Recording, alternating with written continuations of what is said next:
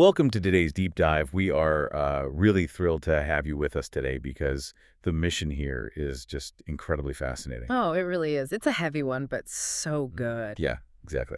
So we're stepping into the role of your reader's guide right now. We want to provide a really comprehensive, critical review of this highly psychological sequence, Chapter 18, which is titled Illusion. Right, from D.P. Kirk's 2017 sci-fi dark fantasy novel, San Vitae, The Awakening. Yes, San Vitae. But to really grasp the quality, like the sheer visceral impact of that specific chapter, we can't just drop you straight into the middle of a subterranean fight scene, right? No, you'd be completely lost. You really have to pull back first. Exactly. We need to examine the broader context of the intricate world building, dissect the protagonist's profoundly fractured mind, and, well, show you exactly why this dark narrative just absolutely demands your attention. And it does demand it because, usually when we think about psychological trauma in fiction, it's treated a bit like a virus. Like a virus. I mean, Like an external, hostile invader that the protagonist has to fight off or overcome. The character gets infected by a bad memory, and the arc of the story is them developing the antibodies to move past it. okay, let's unpack this.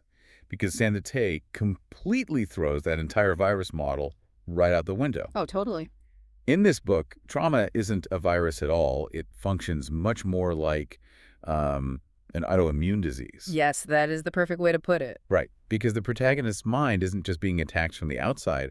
His own psychological defenses have gone completely rogue. Yeah, his brain is basically building these elaborate fake realities just to protect him from pain. But those very defenses are what end up destroying him from the inside. And that internal destruction is really the only lens through which Chapter 18 makes any sense. Absolutely. I mean, to understand the stakes of that chapter, you need the scaffolding of the world D.P. Kirk has built. We are navigating this post-cataclysmic landscape. Right, a world that's forever marked by what is known as the Heaven Scar. Yeah, which is just such a cool concept. It's a literal persistent void in the sky left over from a historical disaster. It serves as this constant visual reminder to everyone that reality itself is fundamentally broken. Which perfectly mirrors the fractured state of society on the ground, too. You have these incredibly rigid, warring factions just trying to control the pieces of what's left. So let's talk about those factions. The primary conflict revolves around the Santerrie and the Imanis, right? Right. So the Santerrie utilize this really powerful reality-bending magic known as Vitae. But this magic, it isn't free. There's a catch. A huge catch. There is an overarching mechanic in this lore called the Vitae Demon, and it's not a literal monster with horns or anything. Oh, right. It's more of a metaphorical thing, yeah. Exactly. It's the psychological toll exacted by the magic. Every time a Santerrie uses Vitae, it demands a piece of their sanity. Wow. So the magic literally burns their psychological stability as fuel. It does. And then, on the exact opposite side, you have the Humanis. They are pure blood zealots who completely reject Vitae. Right. They view magic as a corruption of the human baseline. So they're locked in this perpetual holy war against the Santerrie. And then, just sweeping right up the middle, is the New Covenant. They are a highly militarized faction hunting down basically anything that doesn't fit into these neat little boxes. Which places our protagonist, Kurien, in just the absolute worst possible position. I mean, he's a total anomaly. Yeah, he really doesn't fit anywhere. The lore classifies him as a Sanite, meaning he's a mutated reborn being who possesses immense power. But he belongs to neither the Humanis nor the Santerrie. So he just completely threatens the established order of both major factions. Exactly. But the thing is, despite his power, Kurien isn't some invincible stoic action hero. He is desperately on the run. Right, with his heavily scarred companion, Sharina. Yeah, Sharina. And more importantly, his mind is entirely shattered before the story even really begins. The broader context of the narrative here is so dark, it reveals that prior to these events, Kurien was captured by his enemies. And he spent, what, 12 years in an Inquisitor's vault? 12 years. 12 years of unrelenting, unimaginable torture. I mean, a human mind simply cannot process that duration of agony without collapsing. So, to survive, his psyche executes this terrifying defensive maneuver. Exactly. It fabricated a complete, seamless 12-year fantasy life. While his physical body was just being destroyed on a rack, his mind convinced him he was living happily. It's wild. He honestly believed he was bonded to his former master in love, Covenness Myasuchi. Yeah, he even believed he had raised a son named Han. which is just heartbreaking. I mean, imagine waking up from a 12-year coma to find out your spouse and child never actually existed. Right. That every memory you cherish is a complete lie. But that raises a question for you as a reader. If his mind is already this fundamentally broken, how do you even ground yourself in the story? That's a really valid question. Right. Because if the narrator is unreliable and practically every beautiful memory he has, like the warmth of his son's hug, is just a hallucination, aren't the stakes kind of hollow? You'd think so, yeah. If nothing he remembers is real, why should the reader care what happens to him when he encounters something designed to trick him? Well, what's fascinating here is that D.P. Kirk deliberately uses that unreliability to actually elevate the stakes rather than diminish them. Okay, how so? He shatters Kurien's reality entirely before we even arrive at the chapter illusion. Kurien has just endured the agonizing realization that his son Han is a phantom. So his entire foundational reality has just collapsed beneath him. Exactly. He is left completely unanchored and stripping the protagonist of his emotional armor, leaving him with zero baseline for what is real. That's the exact psychological vulnerability needed for Chapter 18 to hit as hard as it does. Yes. That total loss of an emotional baseline makes Kurien the perfect victim for the creature they encounter next. All right, so let's set the scene for Chapter 18. Kurien and Sharina have been forced underground. It's super claustrophobic. Very. They're hiding in the darkness of this subterranean ruin, trying to evade the New Covenant forces searching for them up above. And in this dark chasm, basically, they encounter an entity known as a puppeteer. The puppeteer. Man, that thing is creepy. It really is. It's a specific, terrifying classification of an undead creature in this world, an anti-Zen. But it doesn't rely on brute force. Right. No, not at all. It is a manipulator of reality that preys entirely on perception. Rather than attacking Kurien physically, it manifests this flawless illusion. A hyper-realistic auditory and visual illusion of Myasuchi, the very woman Kurien loved in his hallucination. Yeah, along with her twin sister, Rikuko. And the sensory details the author uses here are just deeply uncomfortable. It's not just some ghostly apparition standing across the room. No, it's painfully intimate. Kurien can physically feel the breath of the illusion right on his ear. The phantom of Myasuchi leans in and whispers to him, basically accusing him of cowardice. She says, you made me feel for you knowing that you would leave me. Which is just a masterstroke of psychological horror when you analyze the actual mechanism of the attack. Oh, completely. Because the puppeteer isn't just randomly guessing what might upset its prey. Right. It is weaponizing Kurien's deepest, most recent, and rawest guilt. Kurien just realized that his life with Myasuchi was a fabricated lie, which essentially means he is the architect of this pain. Exactly. The illusion blaming him for abandonment is actually just Kurien's own subconscious self-hatred being projected right back at him by the creature. It's brilliant. And here's where it gets really interesting, because the author doesn't just leave it at an auditory hallucination. No, he takes it a step further visually. Kirk uses this brilliant visual transition to physically manifest cognitive dissonance. As Kurien stares at this beautiful illusion of the woman he loves, his focus wavers. And the illusion begins to phase out. Yes, revealing the puppeteer's true, decaying, corpse-like form underneath. The text describes the creature dropping a dagger from its dead hand. So gross. It gets worse. A wound on its rotting body begins to seep what the author calls thickened humors. Ugh, thickened humors. And those grotesque fluids flow upward, directly over the illusory, beautiful lips of Myasuchi. And then the creature extends a long, grotesque tongue and literally licks the face of the illusion it is projecting. It is deeply nauseating. But, you know, it's not just gross for the sake of being gross. Right. It's a mechanical representation of a brain trying to reconcile a lie with reality. Exactly. The organic rot is literally bleeding through the beautiful hallucination. And then the puppeteer speaks, dropping this devastating, paralyzing taunt. It asks Kurien, "Is your Covenness's true form not appealing?" That single line just completely paralyzes him because of that vulnerability we discussed earlier. Yeah, when you've already proven to yourself that your mind is fully capable of constructing a flawless 12-year lie to hide you from pain. How can you ever trust what your eyes are telling you in the present? You can't. Kurien practically chokes back vomit because his broken mind is suddenly forced to entertain a horrific hypothesis. What if the Myasuchi I loved during my 12-year hallucination was actually this hideous wretch the entire time? What if the beauty was the lie, and this rot was the reality of my sanctuary? He is spiraling into an existential panic attack while standing 2 feet away from a monster trying to kill him.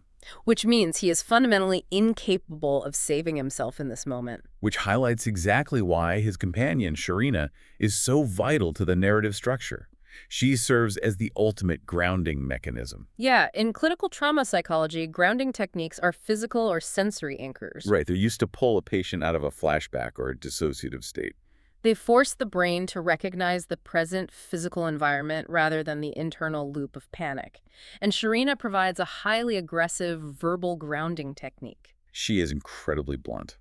While Kurien is drowning in this philosophical terror over what is real, she just barks at him. She says, "Get up, Kurien. I don't believe for a second this thing was your lover." And she essentially tells him that even if it was his lover, that's just more of a reason to tear his heart out. She provides a concrete, undeniable anchor. She doesn't coddle his trauma. Or try to debate the nature of reality with the puppeteer. Right. By aggressively rejecting the illusion's premise, she gives Kurien the cognitive permission he needs to fight back. She severs the loop of doubt just long enough for his survival instincts to kick in. That dynamic between them is incredibly compelling. It really is. But I want to pivot from the plot mechanics of the chapter to a critical review of how the chapter is actually constructed. Okay, let's look at the prose. Because this section serves as a perfect reader's guide to D.P. Kirk's overall style. The writing here is really dense. It leans heavily into a gothic tone. And there is a massive reliance on Kurien's internal monologue.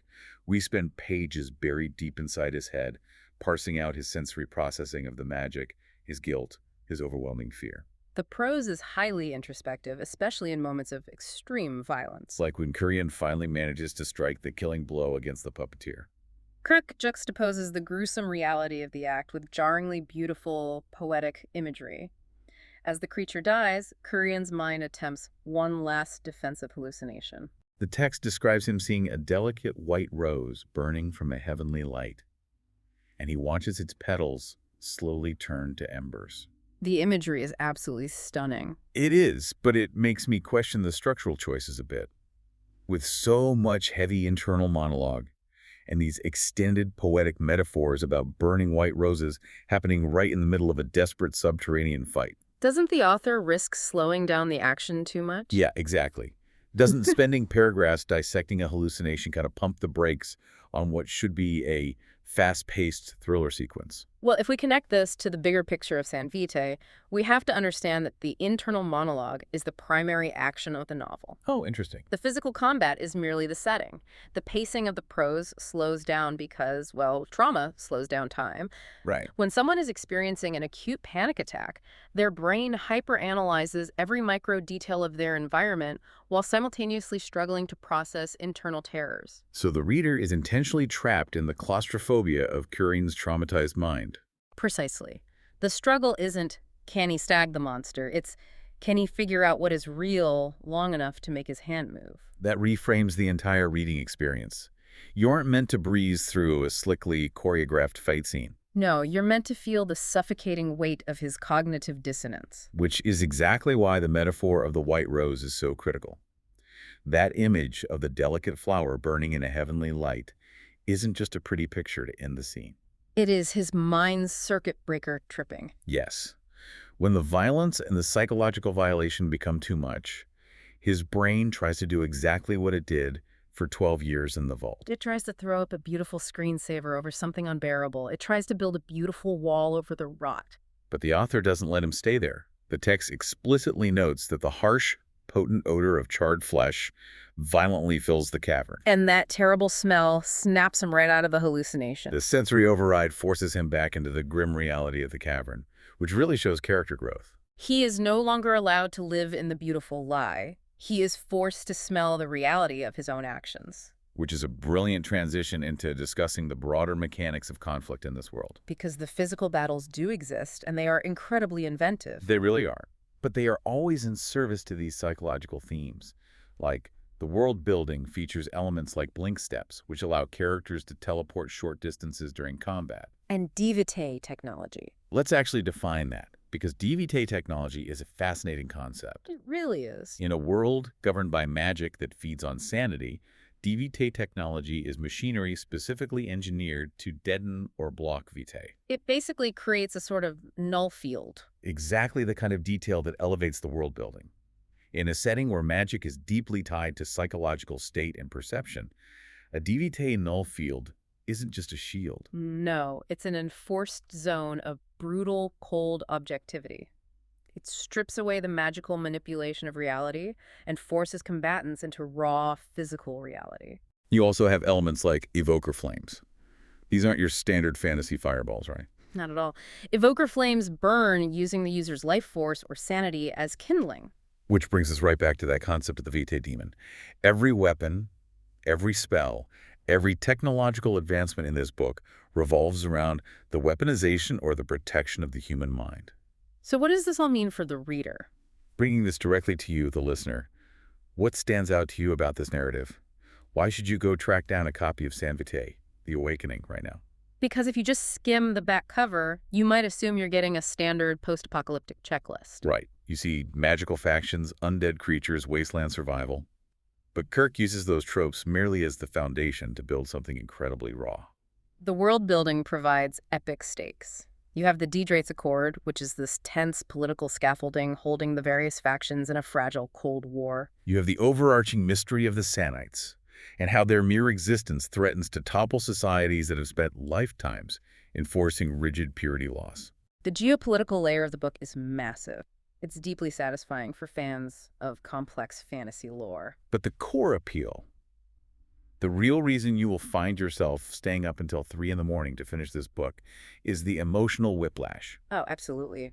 You are treated to these visceral, high-octane battles featuring teleportation and null fields, but they are painstakingly balanced against incredibly quiet, heartbreaking moments. You are reading about a man mourning the death of a son who never even existed. You are watching a deeply broken individual desperately clinging to the blunt, harsh reality of his companion, Sharina. Just to keep himself from floating away in a world that is actively trying to unmoor him. Chapter 18, Illusion, functions as a masterclass in exploiting a character's specific, customized psychological wounds. It serves as the perfect microcosm for the entire novel. Kirk takes the epic, world-ending stakes of a fantasy war and brilliantly distills them down into the terrifying confines of one man's inability to trust his own senses. The horror doesn't come from the monster in the dark. No, the horror comes from the realization that your own mind might be collaborating with the monster. It's a deeply unsettling thought. We all walk around with this absolute, unquestioned reliance on our memories. We use them as the ledger to tell us who we are. Every single decision you make, every person you trust, every grudge you hold, it's all based entirely on the archive of memories your brain has curated for you. San Vitae forces the reader to confront a terrifying question. What happens when the architect of that archive is fundamentally broken? It demands that we look at the mechanics of our own perceptions. If our memories define our reality, and we know our minds are capable of altering, suppressing, or even fabricating memories to protect us from trauma, How much of our own daily reality is actually just a defensive construct? are we seeing the world as it is, or are we seeing the world our brain has decided we can handle? It brings us right back to that idea of the autoimmune response.